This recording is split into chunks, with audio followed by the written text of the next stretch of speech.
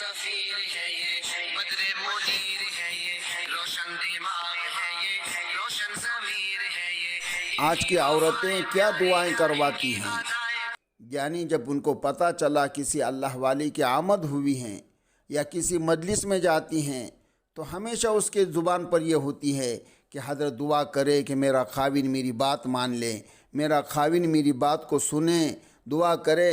کیوں؟ اس لیے کہ میرا خاوند گھر دیر سے آتا ہے، خاوند میری طرف توجہ نہیں کرتا۔ حضرت دعا کرے، خاوند کو بیوی کا حقوق کا پتہ ہی نہیں ہے، اسے معلوم ہی نہیں ہے کہ بیوی کے کیا حقوق ہیں۔ حضرت دعا کرے، میں بہت دکھی ہوں، میں نے در در کے دھکے کھائے ہیں، مجھے کوئی دنیا میں ایسا نہیں ملا جو میرا دکھ بانٹنے والا ہو۔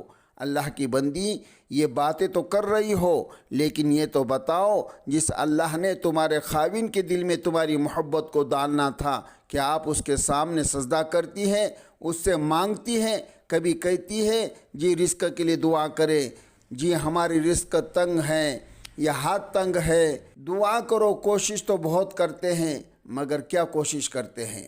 آج خاوند جاتا ہے کام پر اور بیوی گھر میں مزے سے بیٹھی غیبتیں کر رہی ہیں، چگلیاں کر رہی ہیں، لہو و لعب کے باتیں کر رہی ہیں۔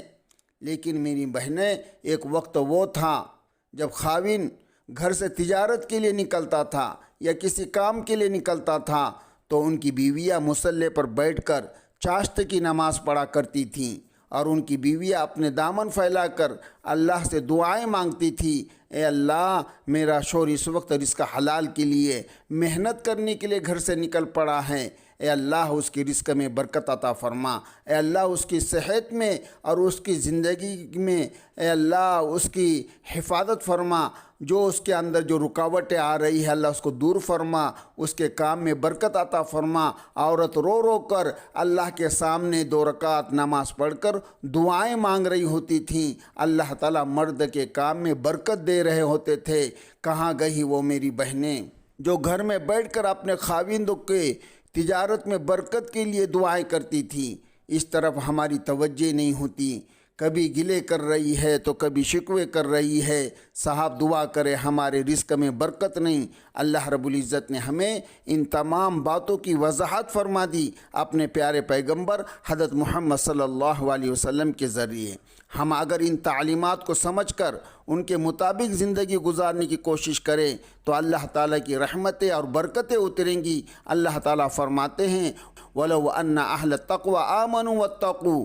دیکھو یہ قرآن پاک میں اللہ فرماتے ہیں اگر یہ بستی والے ایمان لاتے اور تقوی اختیار کرتے لَفَتَحْنَا عَلَيْهِمْ بَرَكَاتٍ مِّنَ السَّمَاءِ وَالْأَرْضِ، تو ہم آسمان اور زمین سے برکتیں اتارتے اور برکتوں کے دروازے کھول دیتے۔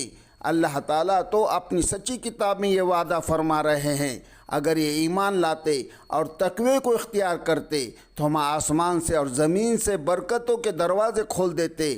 اور ہم کہتے ہیں کہ برکت نہیں، کس لیے؟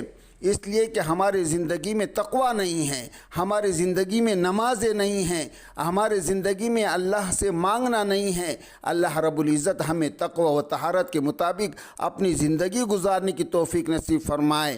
آج وقت ہے، اس وقت کو غنیمت سمجھتے ہوئے کوشش کر لے تاکہ اللہ رب العزت راضی ہو جائے، ورنہ یہ مہلت ہم سے چھین جائیں گی اور ہماری موت کا وقت آ جائے گا۔ اگر موت کا وقت آ گیا تو آگے جا کر مشکلات بڑھتی جائیں گی۔ اب تو گھبرا کر یہ کہتے ہیں کہ مر جائیں گے، مر کے بھی چین نہ پایا تو کدھر جائیں گے۔ کسی نے کیا پیاری بات کہی، اے بہن جتنا تو نے دنیا میں رہنا ہے اتنا تو دنیا کے لیے کوشش کر لے، اور جتنا تجھے آخرت میں رہنا ہے اتنا آخرت کے لیے کوشش کر لے۔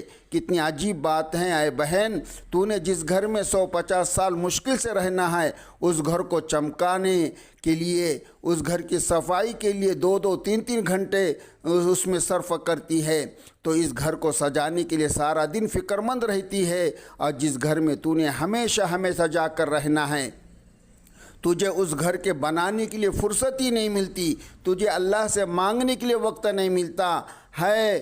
جو عورتیں جو بتائیں کہ ہم روزانہ 5 وقت کی نماز پابندی سے پڑھتی ہیں، ذکر و اذکار کرتی ہے، نبی پہ 100 مرتبہ درود پڑھتی ہے، ہم روزانہ قرآن پاک کی تلاوت کرتی ہے کوئی ایسی؟ اللہ ماشاء اللہ، اگر ہم دین کی تعلیم حاصل کر کے اس کے مطابق اپنی زندگی گزاریں تو یہی ہمارے سب غموں کا علاج ہے۔ یعنی جب تک ہم دین کے طرف نہیں آئیں گے ہماری کوئی پریشانی نہیں ہٹیں گی، کیونکہ پریشانی کا دینے والا اللہ، خوشیوں کا دینے والا اللہ۔ جب تک اللہ کے در پر ہم نہیں آئیں گے ہماری یہ پریشانی نہیں چھوٹیں گی، کیونکہ حدیث پاک میں آتا ہے من جعل الہموم ہما واحداہم آخرتہ کفاہ اللہم دنیا، او کما قال علیہ الصلاۃ والسلام، جس نے اپنی تمام پریشانیوں کو ایک پریشانی بنا لیا۔ کون سی؟ آخرت کی پریشانی۔ آج ہم سب پریشانی سمجھتے ہیں، لیکن میری بہن آخرت کی پریشانی بہت خطرناک ہے۔ تو فرمایا جس نے اپنی تمام پریشانیوں کو ایک پریشانی بنا لیا، آخرت کی پریشانی، کفا اللہ تعالیٰ دنیا کی پریشانیوں کو اس سے دور کر دیں گے۔ اس لیے اللہ والوں کو دیکھے ان کے دلوں میں کوئی غم نہیں ہوتا، لا خوف علیہم ولا ہم یحزنون، کوئی غم کوئی خوف نہیں ہوتا۔ اللہ تعالیٰ کی وہ نیک بندیاں جو نیکی تقوی اور پرہیزگاری پر زندگی گزارتی ہیں، اللہ تعالیٰ ان کو ایسی پرسکون زندگی عطا فرماتے ہیں، اور یہ اللہ کا وعدہ قیامت تک کے لیے ہیں۔ اس لیے اللہ تعالیٰ ہم سب کو نیکی پر زندگی گزارنے کی اور اس دنیا میں بھی کامیابی کی توفیق نصیب فرما، قابل رشک زندگی گزارنے کی توفیق نصیب فرما دے۔ اور جو جس کی لین سے پریشان ہے، اللہ تعالیٰ ہماری ماں بہنوں کی سب پریشانیوں کو دور فرما، ہمارے دلوں میں نیکی کا شوق پیدا فرما دے، تاکہ ہم نیکی پر زندگی گزار کر دنیا میں بھی سکون پائے اور اللہ کو بھی راضی کر لے۔ اس لیے آج عہد کر لے کہ انشاءاللہ 5 وقت کی نماز اپنے خاوند کے حقوق کے ساتھ میں، اپنے بچے کے حقوق کے ساتھ میں، کہ خاوند کو بھی خوش رکھیں گی، اللہ کو بھی راضی کر اللہ سے مانگیں گی، اے اللہ ہماری گھر کی پریشانی کو دور فرما۔